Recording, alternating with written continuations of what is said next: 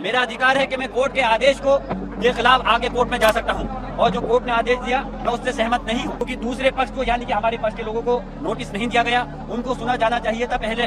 पता नहीं ऐसा क्या हो रहा था, क्या आदेश हो रहा है कोर्ट का और 1-2 घंटे के बाद में यहाँ पे सर्वे कराने के लिए लिया है। इतनी जल्दी कौन सी चीज? लेकिन अगर पुलिस प्रशासन इतनी जल्दी अगर और चीजों में भी कर लेता, अगर ये पुलिस प्रशासन ये जो लोगों के साथ मॉब लिंचिंग होती है अगर उसमें भी इतनी सख्ती दिखाता, अगर ये पुलिस प्रशासन इसी तरह से लोगों के खिलाफ जो झूठे मुकदमे हैं उसको रोक करके उनके खिलाफ कार्रवाई करता जो इस टाइप का माहौल खराब करना चाहती है, तो हमें भी खुशी होती। अरे ये कितने भी, मैं खुले उससे कह रहा हूँ, कितने 10 चाहे ड्रोन कैमरा यहाँ पे जाए, मैं खुले उससे आवाज को अपनी कह रहा हूँ, ये मस्जिद थी, मस्जिद है और इंशाल्लाह मस्जिद रहेगी कयामत तक। और रही बात इस संभल के अंदर सुकून है, हम सुकून को ही कायम रखना चाहते हैं, और लेकिन आज सबकी जिम्मेदारी बनती है कि हम अपनी मस्जिद की हिफाजत के लिए कानूनी लड़ाई को लड़ेंगे।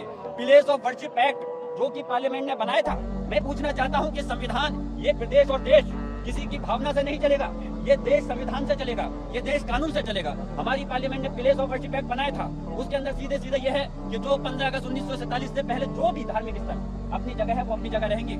उसकी धारा 2 कहती है, प्लेस ऑफ वर्शिप एक्ट की धारा 2 कहती है कि अगर कोई केस अगर किसी धार्मिक स्थल के खिलाफ है और अगर वो केस अदालतों के अंदर है जो 1947 15 अगस्त से पहले धार्मिक स्थल है, तो उस केस को उन पेंडिंग केसों को बंद कर दिया जाएगा।